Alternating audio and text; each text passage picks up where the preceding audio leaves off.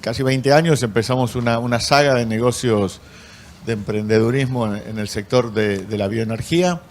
También, bueno, participo en el gobierno de Córdoba en una agencia de innovación y algunas responsabilidades en la cadena de maíz, en Maizar y Maizol, muy relacionados al maíz, muy relacionados a la transformación del maíz en el sur de Córdoba, primero inspirados en temas de logística y luego en la transición energética, en la descarbonización. Vimos que el mundo iba para ese lado y fuimos desarrollando distintos negocios, de los cuales el primero es Bio4, la planta de etanol. Esta es una foto nocturna de la planta de etanol donde producimos bioetanol que va a las naftas. Todas las naftas hoy en la Argentina tienen 12% y estamos pidiendo llevar ese corte a un número más alto. Producimos burlanda, que es toda la grasa, la proteína y la fibra. Sacamos también parte de la grasa y hacemos aceite técnico de maíz.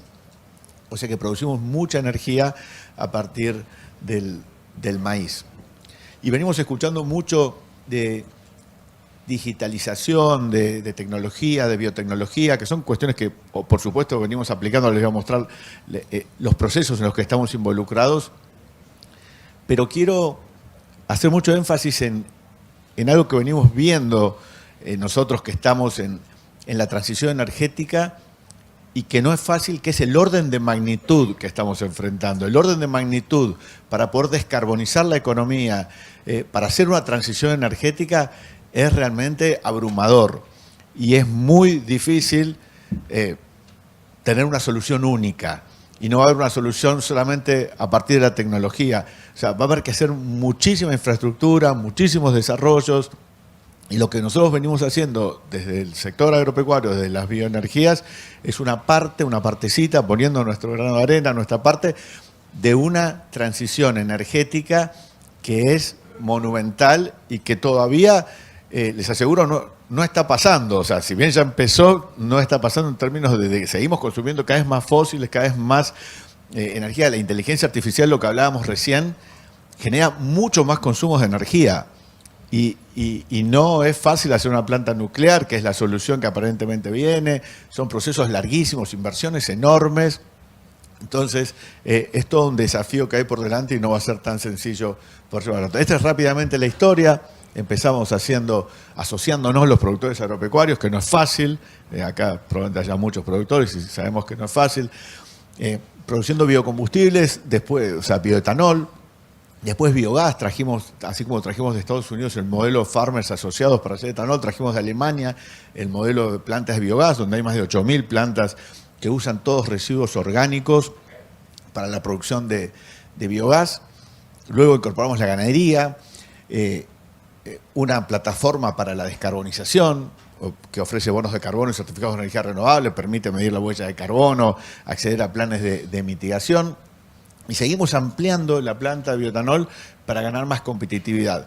Porque si hay algo que la transición energética necesita, son alternativas bajas en carbono y competitivas en precio, porque nadie está dispuesto a pagar sobreprecios por ser verde.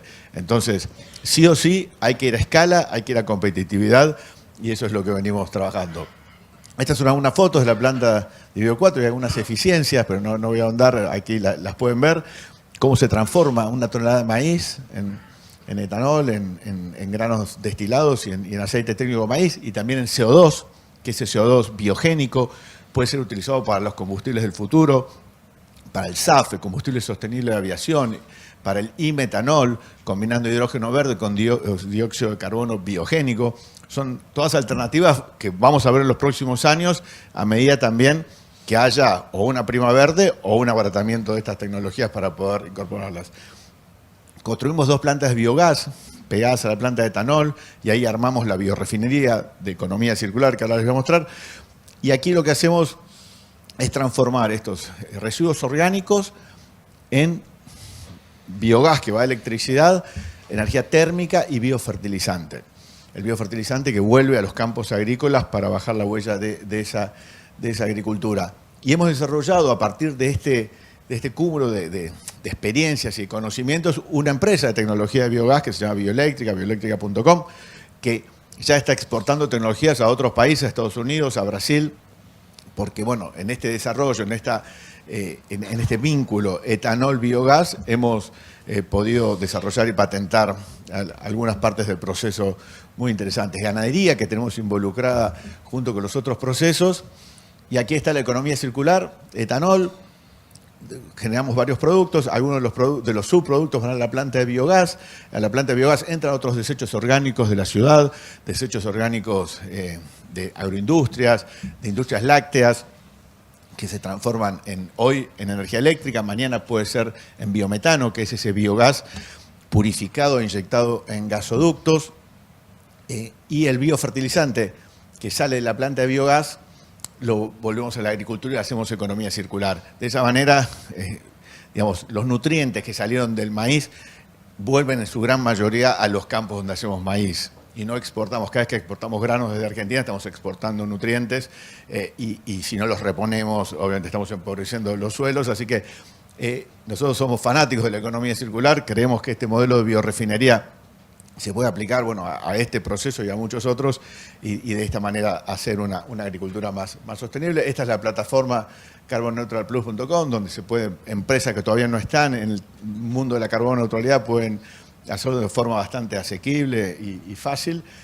Y bueno, estas son las redes para poder charlar con nosotros y poder interactuar. Así que bueno, esas ideas les traía de cómo desde productores agropecuarios que nos asociamos, que generamos mucho valor en toda esta transformación y hemos aparte de todas estas plantas y estos activos de transformación, hemos generado mucho conocimiento que queda en Río Cuarto, que queda en los 200 puestos de trabajo calificados, altamente calificados que se generaron, que es tal vez el capital más grande, es el intangible más importante que estamos dejando desde el mundo agropecuario en toda esta tecnología y todos estos desarrollos que desde Río Cuarto hoy ya se están vendiendo a otros lugares del mundo. Así que bueno, después para las preguntas. Gracias.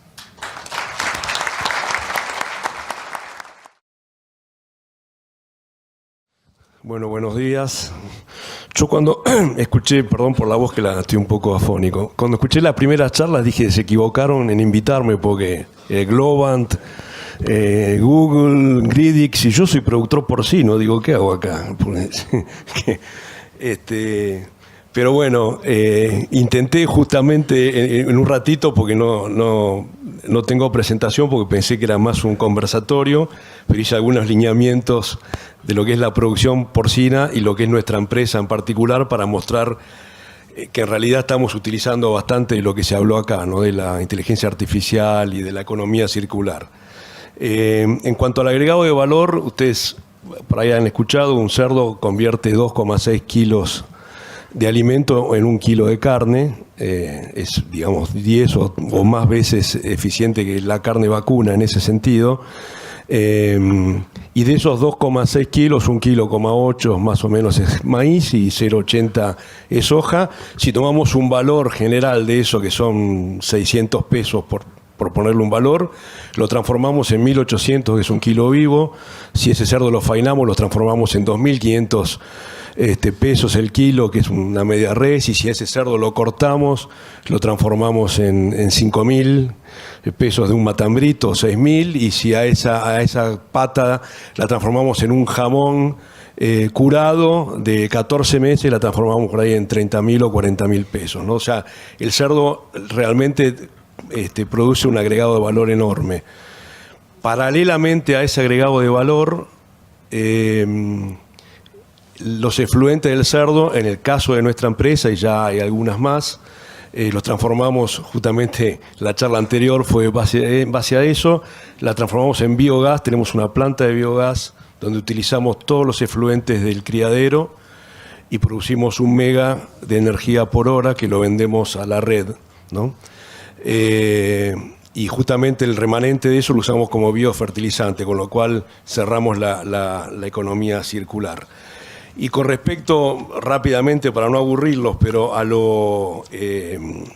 la tecnología, como les decía, se usa muchísima tecnología hoy inteligencia artificial, o como bien explicaron hoy, es más bien economía de algoritmos, o sea, son los algoritmos los que transforman eso, y les puedo dar un montón de ejemplos que nosotros personalmente utilizamos y otros criaderos también.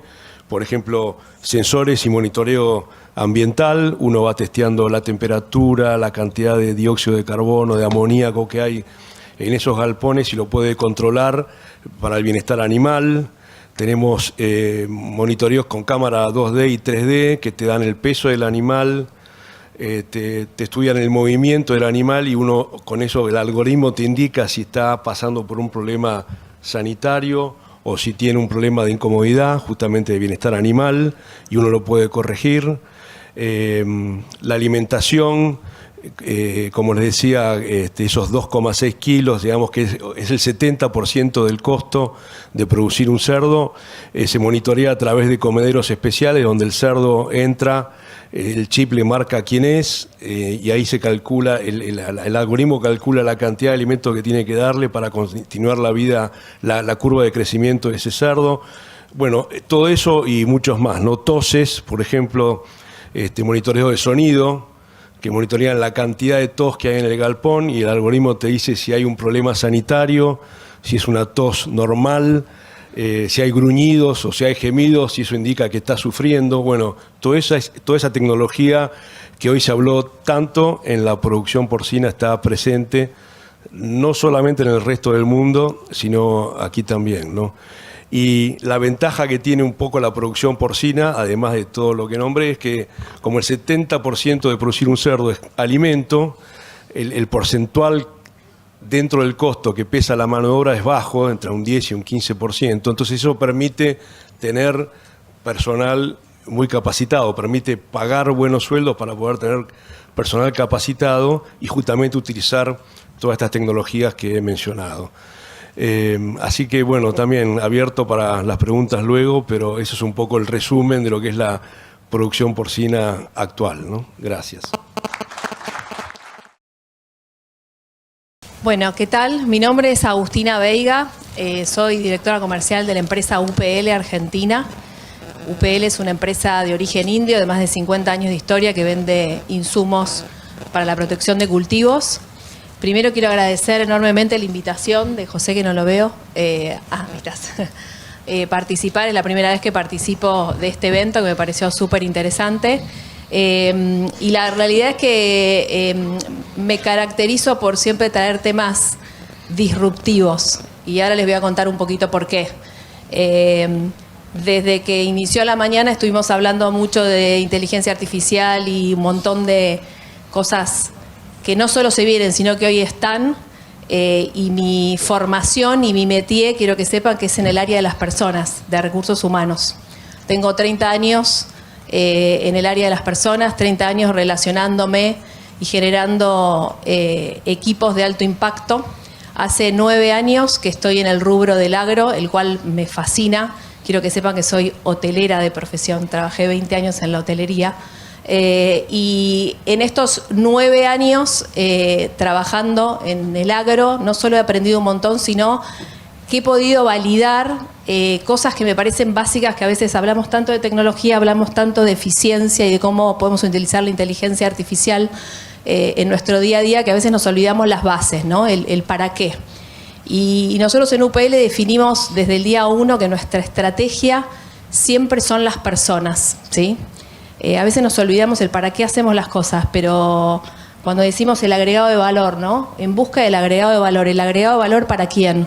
Para las personas. Me voy a tomar de algunas palabras que dijeron mis compañeros en paneles anteriores de buscar soluciones a problemas. ¿A problemas de quién? De las personas. Y a veces estamos notando este desafío de liderar. Yo me lo tomé... cuál era nuestro desafío de liderar, ¿no? Líderes, no solamente de startups, sino de corporaciones. ¿Cuál es nuestro desafío de liderar? Es no estar tan enfocados en la tecnología en sí mismo, sino estar más enfocados en la escucha activa, en identificar cuáles son los problemas que tenemos y en base a eso aplicar la tecnología. Ese es el gran desafío que tenemos en las grandes organizaciones. Vimos un montón de cosas espectaculares espectaculares. Ahora yo les pregunto cómo esto lo comemos, cómo esto lo llevamos a nuestras organizaciones y le damos la sopa a todos los que forman parte de nuestras organizaciones y lo hacemos realidad. Ahí hay una brecha enorme, en mi humilde experiencia. Después, en el break, si quieren, conversamos con el resto. Después escuché mucho en el último tiempo es las nuevas generaciones con la inteligencia artificial que la saben usar. ¿Cuánta gente de este grupo tiene menos de 30 años? Bueno. Entonces, señores, los que tenemos 50 o más, no es un problema de las generaciones de chicos jóvenes que seguro la rompen y tenemos que aprender de ellos, pero es un problema nuestro. Y ahí está la actitud de aprendizaje que realmente tenemos que seguir cultivando todos los días, en nuestro día a día, porque lo seguimos viendo como algo lejano. Yo quiero ser honesta, hoy escuché y vi cosas que dije, wow, ¿esto existe? Me imagino que a usted le debe pasar todos los días. Ahora, ¿qué vamos a cambiar nosotros en nuestro día a día para poder empezar a absorber todo esto y poder llevarlos a nuestra realidad? Yo creo que hoy la inteligencia artificial nos daría un montón de ventajas, pero realmente si yo les pregunto a ustedes en sus compañías cómo hacen el laburo día a día, la mayoría me va a decir que en Excel, ¿no? ¿O me equivoco? O sea, la mayoría me va a decir que seguimos utilizando herramientas totalmente obsoletas, porque no sabemos cómo usar las nuevas. Entonces, cuando hablamos de desafíos de liderar, creo que en la cabeza de quienes hoy tenemos cualquier rol de liderazgo, hoy a mí me toca liderar el equipo comercial de mi empresa, pero antes lideraba otro equipo, es, primero, siempre foco en las personas, en solucionar los problemas de las personas. Mi recomendación siempre es primero hacia adentro para después hacia afuera. Si no solucionamos los problemas que tenemos en nuestras organizaciones, en nuestro día a día, imposible que eso lo traslademos hacia nuestros clientes o hacia nuestros proveedores. Prioridad hacia adentro. Después salimos hacia afuera. Generar la cultura de la colaboración y de aprendizaje constante. Para aprender hay algo que debemos tener todos presentes, que para aprender primero tenemos que estar abiertos a desaprender. Llevamos muchos años haciendo las cosas de la misma manera y es la tendencia natural de todos seguir haciéndolo así. Y tenemos que primero parar la pelota y decir, che, esto que lo hice siempre así y que por mucho tiempo me dio buenos resultados, evidentemente tengo que cambiarlo. Tercero, sobre todo los que tenemos responsabilidad de liderazgo, ser líderes vulnerables, poder abiertamente decir qué es lo que no sabemos y salir a buscar quién nos puede ayudar para aprender. Que no necesariamente a veces es dentro de nuestra organización. A veces tenemos que salir de la organización a buscar ayuda para aprender y poder realmente buscar soluciones disruptivas a los problemas que tenemos hoy en día. Porque si no, si somos siempre los mismos y siempre estamos mirando los problemas de la misma manera y con la intención de resolverlo de la misma manera que lo resolvíamos hace 5 años atrás, no lo vamos a poder hacer. Por lo cual, lo mío es cero técnico. Lo mío es siempre soft, lo mío tiene que ver con, hay gente acá que conozco y que quiero muchísimo porque es la escucha activa, el trabajo colaborativo, el trabajo en red. Los problemas de la gran mayoría de nosotros son los mismos. Lo que pasa es que el error que tenemos es tratar de encontrar la solución de manera individual y no de manera colaborativa, tanto dentro de nuestra organización como fuera de la organización. El trabajo en red, el trabajo ecosistémico que venimos hablando y que parece súper trillado, es la realidad.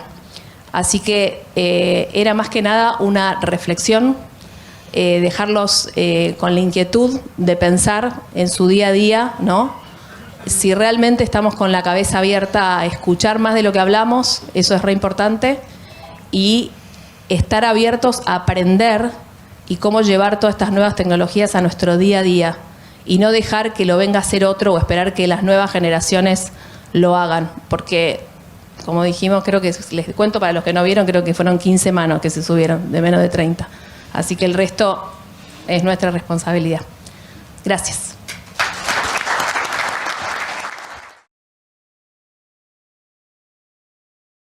Bueno, buen día. Mi nombre es Fernando García Cosi, de Cargill, también de una parte muy tradicional del negocio. Quiero agradecerle a Santiago especialmente que me invitó a participar de este evento y felicitar por la organización. Bueno, yo quería comentar dos cosas en función de lo que estuve escuchando de las presentaciones que me parecieron súper interesantes.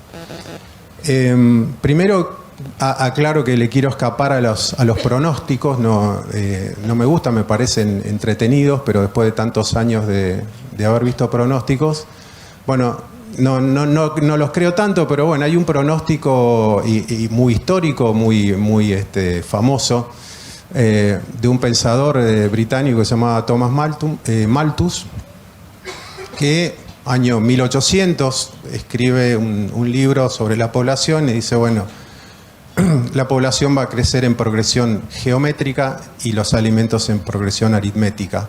Y entonces va a haber hambrunas y un montón de catástrofes para la humanidad.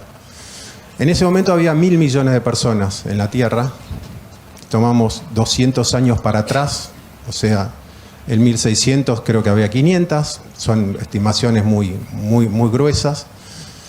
O sea que en 200 años se duplicó, pero después de 200 años posteriores se multiplicó por 6.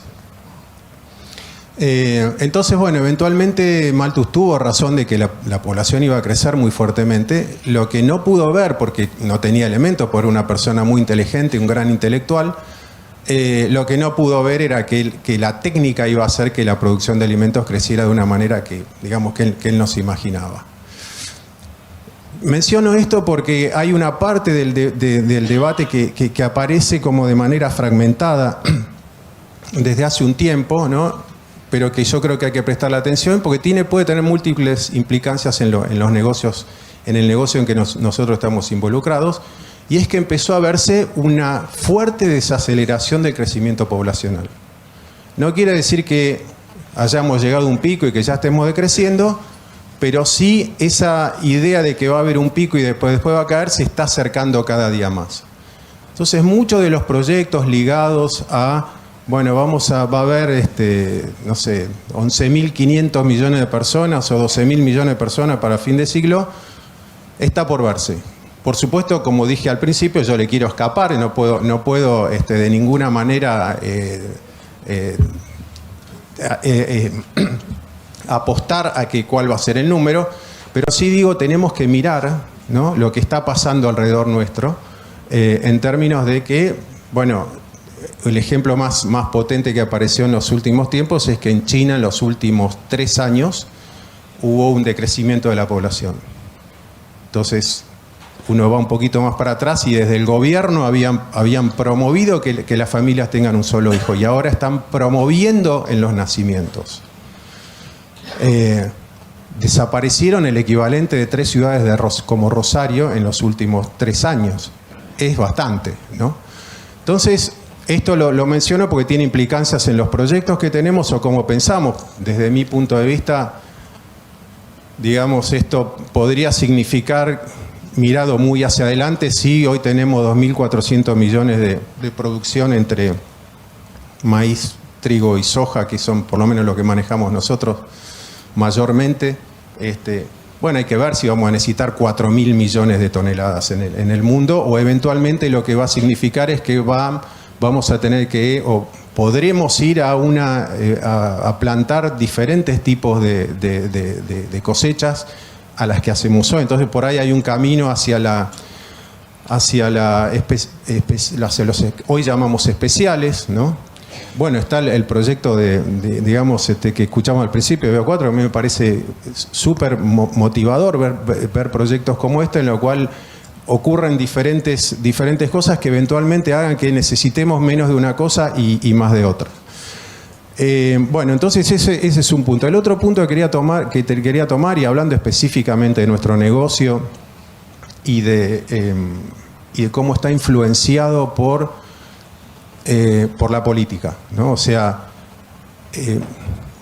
tomado, por ejemplo, el biodiesel. El biodiesel es resultado de mandatos, ¿sí? No ocurrió espontáneamente. Por eso a veces me pongo un poco, me molesta un poco cuando se pone presión sobre el productor por algunos temas de deforestación, porque las sociedades le pidieron a través de la política y a través de legislación a los productores que planten más para que tomemos parte del aceite y lo dediquemos de alguna manera a quemarlo. No estoy haciendo una crítica a eso, digo, esto es parte de la realidad, ¿no? Bueno, hoy, digamos, si tomamos 50 millones de toneladas de biodiesel, que implica soja, palma, canola, un montón, pero si yo lo quiero llevar estrictamente a si todo fuera de soja, diría, bueno, si yo tengo 400 millones de toneladas de soja, la mitad de lo que se produce se quema. Digo, entonces nosotros no estamos en el negocio de la alimentación solamente. Hace bastante rato que dejó de ser solo alimento, pasó a ser parte de energía también, tiene un peso enorme la energía sobre el negocio nuestro, le agregó un montón de volatilidad y de incertidumbre, porque a veces ocurre que, bueno, cambia digamos, por ejemplo, como pasa ahora en Estados Unidos, ¿no? Aparece una legislación que promueve la utilización del aceite para hacer combustibles para aviones. Bueno, eso, ¿okay? Gran negocio. Hay una corriente de inversión que es inmediata porque está ligada a un mandato y que tiene que ocurrir para tal fecha. Lo primero que se hace es tomar mano de lo que hay, que es la soja. Ahora, si el mundo a través de la legislación quiere que haya más aceite, eventualmente quizás en lugar de poner más presión sobre la soja hay que producir otras oleaginosas que tengan más contenido de aceite y menos de proteína, porque entonces lo que estamos viendo es que si producimos más aceite con soja, va a haber más proteína, sobra la proteína, el aceite está dislocado en diferentes lugares. Entonces, bueno, ya termino. Hay a lo que quería ir es que, bueno, como estamos sujetos a este tipo de legislaciones, muchas veces las decisiones no son las óptimas, ¿no? Por ejemplo, he planteado en algún círculo como este, bueno, para Argentina quizás sería mejor que haya más canola, por ejemplo. Porque produciríamos más aceite, el aceite es lo que falta, tendríamos menos dependencia de la harina. Ahora, esa coordinación es muy complicada porque la volatilidad de la legislación en que suben y bajan los mandatos hace que sea muy difícil tomar decisiones de largo plazo de inversión. Bueno, lo dejo acá. Muchas gracias. ¿Qué tal? Buenas tardes. Bueno, mi nombre es Alejandro. Gracias, José, que me invitó. Una vez me invitaste al panel de emprendedores. Debo estar más grande. Ya ahora me subiste de categoría. Bueno, yo me considero un emprendedor, así que me gustaría contarle un poco de lo que hacemos y cómo lo fuimos descubriendo, que me parece un poco lo interesante, y les voy a contar muy poquitos errores de los muchísimos que cometimos.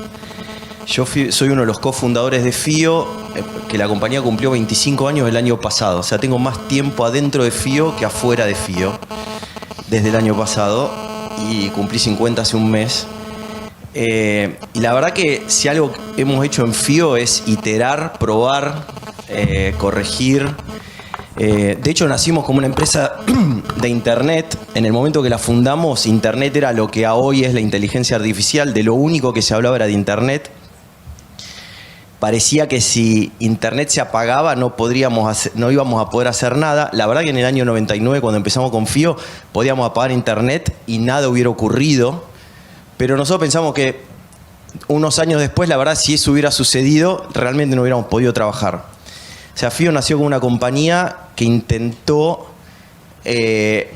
ayudar a nuestros clientes, principalmente a los productores, a que compraran y vendieran por Internet, lo cual en el año 99, todavía hoy es muy difícil, el año 99 era totalmente fuera de timing y nos fue muy mal, obviamente, intentando eso.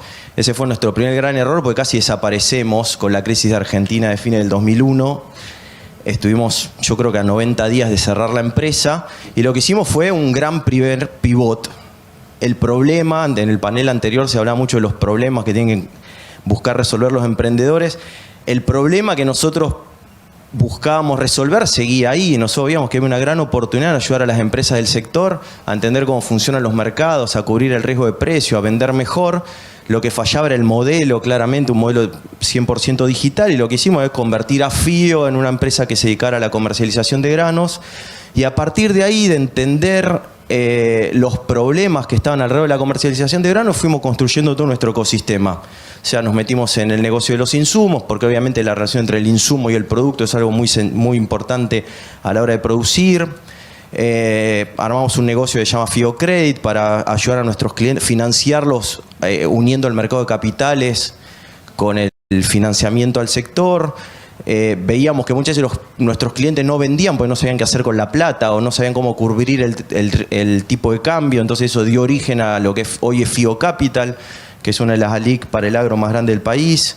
Bueno, obviamente nos enfocamos siempre muchísimo en la operación de futuros y opciones. Hoy somos una de las empresas que más opera futuros y opciones en la Argentina, viendo el crecimiento de las especialidades, que muchos de nuestros clientes querían diversificar los cultivos tradicionales. Armamos FIO Food, que hoy también origina desde Brasil, exportamos a más de 30 países. Seguimos apostando a las especialidades, aunque muchas veces nos cuesta ver que los cultivos escalen, y también hay mucha informalidad. En la Argentina la había por lo menos hasta este año. Espero que después, ahora sin brecha, eso se corrija. A nosotros la informalidad siempre nos perjudicó mucho. En el corto plazo, creo que en el largo plazo nos favoreció obviamente el ser muy formales. Y bueno, FIO fue creciendo, y a medida que crecíamos empezamos a ver oportunidades alrededor de lo que era el negocio de FIO, pero que no tenía sentido que estuviera dentro de FIO, porque el core de FIO, la misión de FIO era ayudar a nuestros clientes en la comercialización. Entonces, en el panel anterior escuchaba que hablaban de si vamos a tener nutrientes y la preocupación por los suelos. Nosotros la compartíamos y hace 10 años armamos una compañía que se llama Mauta, que ayuda a nuestros clientes a aumentar el rinde de los cultivos a través de la nutrición, y las tecnologías que aplicamos tienen que tener una ventaja en la sustentabilidad, además de un repago de por lo menos 3-1 en la inversión que le hacemos hacer al productor. Empezamos los cultivos que nos sentimos cómodos, obviamente, como siempre, empezamos en nuestra zona de confort: soja, trigo, maíz, Argentina. Nos fuimos a los cultivos intensivos, nos empezó a ir muy bien, entonces nos fuimos a Chile, nos empezó a ir muy bien, entonces fuimos a Uruguay, a Paraguay, Bolivia, no tan bien, y ahora empezando en Brasil.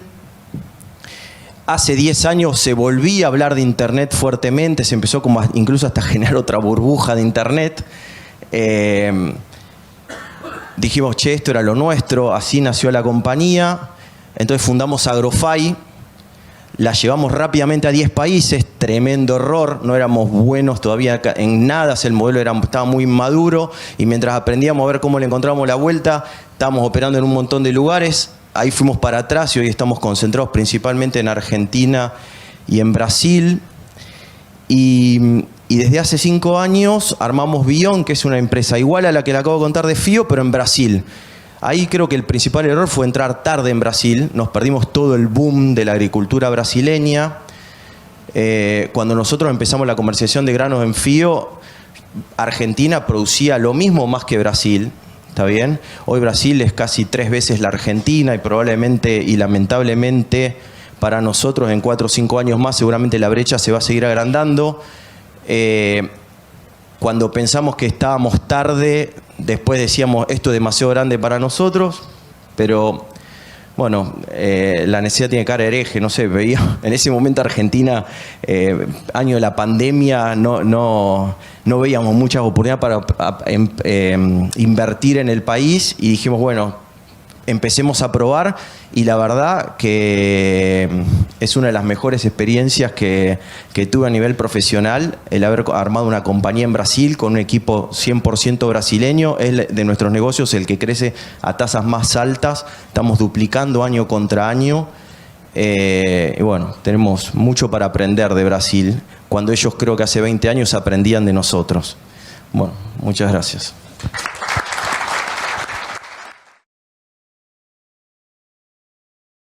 Bueno, Mi nombre es Silvia Neistat, yo soy editora de la sección Economía de Clarín. Primero, José, muchas gracias.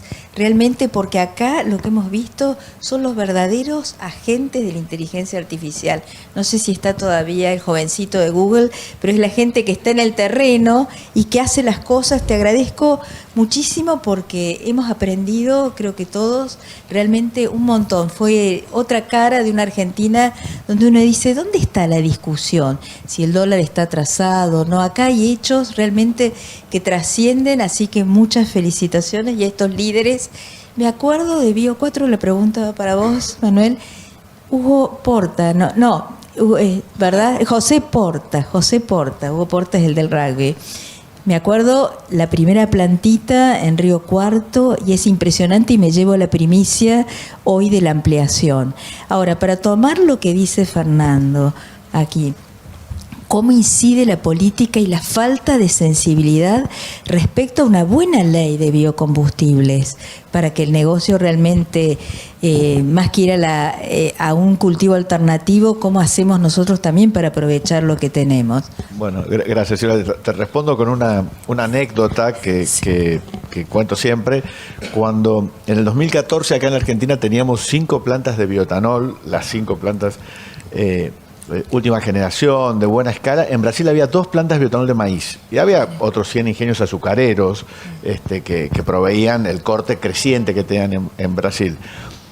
Eso fue el 2014. Hoy, 2025, en la Argentina seguimos siendo 5 plantas de etanol de maíz y en Brasil hay 20 plantas mucho más grandes, de más tecnología y otras 19 con planes de construirse. O sea, como decía Alejandro recién, Brasil los pasó, pero terriblemente, con políticas de Estado y sobre todo con un mercado más desregulado, con un Estado menos presente, contestando tu pregunta, dentro de las políticas de biocombustibles. Un corte de biocombustibles, un corte de etanol en las naftas, por ejemplo, del 27,5%, que ayer anunciaron que lo llevaron al 30%. O sea, si vos te fuiste con tu auto a Brasil de vacaciones en el verano, cualquier nafta que cargaste tenía 27% de bioetanol, no pasó nada, anduviste 10.000 kilómetros, volviste y no pasó nada. Pero Brasil, con un mercado, habiendo partidos más de derecha, de izquierda, de todo lo que transcurrió, con un mercado mucho más liberado, con un corte obligatorio, pero un mercado donde la oferta y demanda juegan, tuvo un crecimiento exponencial en tema de biocombustibles, con políticas de descarbonización de la matriz energética, mucho más potente que lo que pasó acá, que con un Estado presente en los últimos 20 años seguimos estancados, hemos crecido del 10 al 2 en la época de Macri,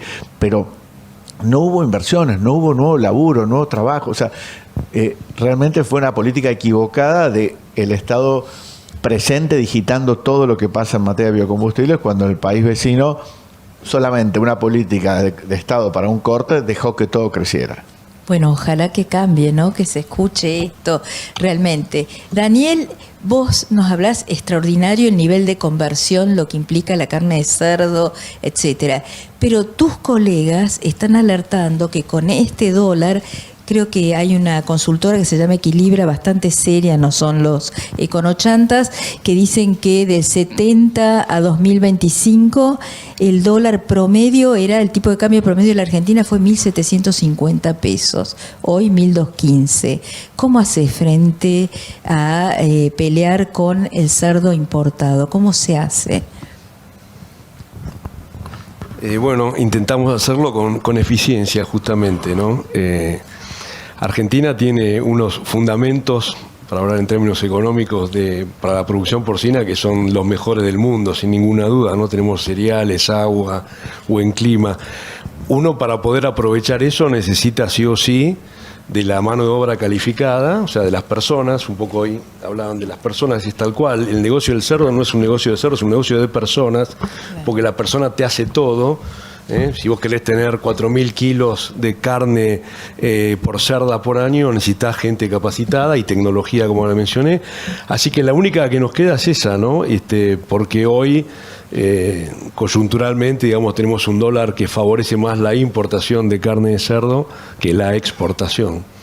Pero es básicamente con eficiencia. Fabuloso.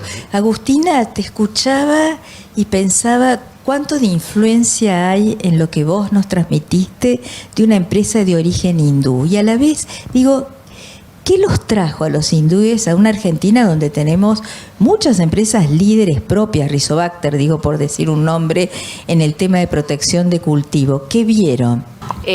UPL, la realidad es que, como dije, es una empresa de origen indio y la realidad es que su foco siempre ha estado en cómo mejorar la producción de alimentos. Ustedes saben que en India la dificultad de la generación de alimentos es enorme y el foco siempre estuvo en cómo dar las mejores soluciones a los productores y de ahí empezaron a expandirse al resto del mundo. En Argentina ya tenemos varios años, por supuesto que Argentina es un país que para cualquier compañía es un mercado súper atractivo y lo que sí yo veo, digamos, como algo específico de ser una empresa india, que la cultura india, aunque no lo crean, es muy parecida a la argentina. Es muy resiliente, muy de buscar siempre plan A, B, C, D, E en todas las inconvenientes que tiene, por lo cual yo creo que es una compañía que se siente muy cómoda trabajando en el contexto, diríamos, de Argentina. Bueno, Cargill, ¿quién no conoce a Cargill? ¿Hace cuántos años que están ya con nosotros? Es una compañía realmente centenaria, ¿no? En Argentina. En Argentina, en el 49. Del 49, 76. Wow, impresionante. Sí, sigue siendo de los primos Cargill y Macmillan. 47, perdón. 47. Me van a coachar y me van a... No cotizan en bolsa, sigue siendo una empresa familiar en Estados Unidos. Pero ustedes pasaron, cuando vos decías, muy interesante lo que comentabas como empresa de energía, o sea, los alimentos en función también de la generación de energía. ¿Están pensando en hacer alguna inversión en la Argentina, en realmente traer esa canola de la cual nos comentabas? No, Cargill claramente es una empresa alimenticia. Lo que pasa es que no... una de las claves o una de las cosas básicas es el manejo de riesgo y vos no podés estar creo yo, ¿no? Depende de la escala, pero en una gran escala no es conveniente tener un negocio de alimentos sin tener una pata en la energía. Con respecto a inversiones en biodiesel, hay una sobrecapacidad en este momento muy notoria, así que no tenemos plan y creo que ningún competidor tiene plan en eso. Distinto sería etanol de maíz, ese tipo de cosas, pero biodiesel con soja tenemos muchos mercados cerrados. Con respecto a lo de canola o otros cultivos, que también hay otros como carinata, camelina, o sea, que son dificultosos si se hacen individualmente, ¿no? Porque nosotros tenemos una estructura de volumen, nosotros digo, la industria, la competencia, grandes puertos, enormes, gigantes. Aquí en Argentina está la planta de soja más grande del mundo. Y entonces poner cultivos más chicos, eso complica, ¿no? Complica la logística y complica el almacenaje. Con respecto, yo creo que hay una oportunidad de que haya canola o algún otro cultivo. También me hablaron del girasol, por ejemplo. Puede haber cultivos que tengan más contenido de aceite. La clave ahí está en que sea una adopción de la industria, porque si no se complica mucho el manejo. Yo creo que es una cuestión de tiempo que va a ocurrir, porque el camino en Brasil también van a subir el mandato de biodiesel, eso va a terminar ocurriendo, y entonces creo que el valor del aceite relativo a la proteína va a subir. Bueno, muchas gracias. Les cuento que Alejandro yo lo conocí en una pequeña oficina en Rosario, y cuando uno ve lo que han hecho estos emprendedores, realmente es muy emocionante. Contanos, vos comentaste recién el tema Brasil. ¿Cómo es trabajar con los socios brasileños? Porque que tengas solo equipo brasileño, hay tantas historias de empresas que han intentado, vos mismo también antes.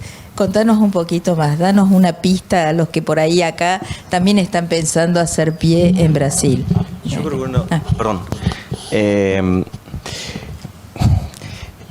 No me gustaría dar como una receta, porque yo creo que lo que nos llevó a nosotros de alguna manera a tomar mal la decisión de entrar tarde fue justamente escuchar lo difícil que es para los argentinos trabajar con brasileños, lo difícil que es armar equipos de brasileños que te dicen infelizmente y hacen lo que quieren. Y yo iba a los eventos de Endeavor, que soy un fanático como emprendedor, y escuchaba y te dicen esto y te dicen esto. Entonces como que eso yo ya lo compré sin haberlo testeado.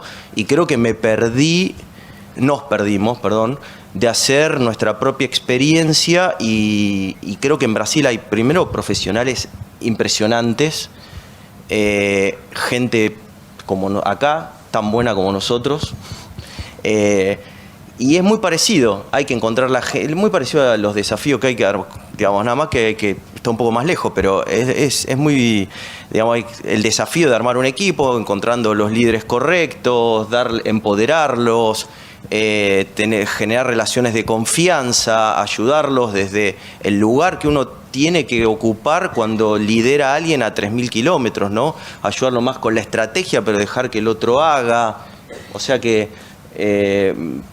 realmente mi experiencia es muy gratificante y creo que un poco contradice todo lo que yo había absorbido de terceros. Ah, genial.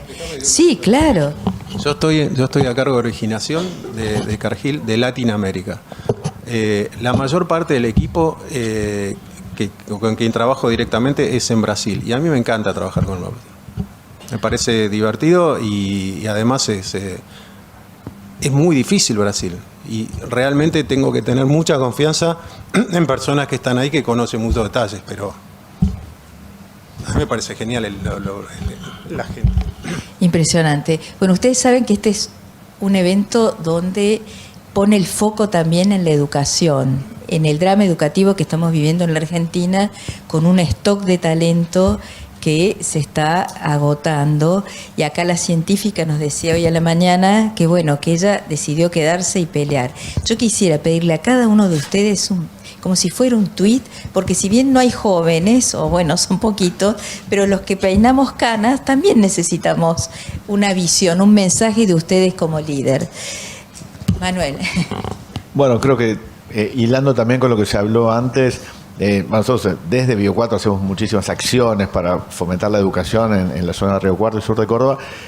Hoy estamos trabajando muy fuerte con nuestros empleados, con todo el tema de inteligencia artificial. Están ávidos por manejar las herramientas. Creemos que eso puede darnos muchas eficiencias operacionales y puede amplificar las capacidades de cada uno de nuestros colaboradores, multiplicar ese talento.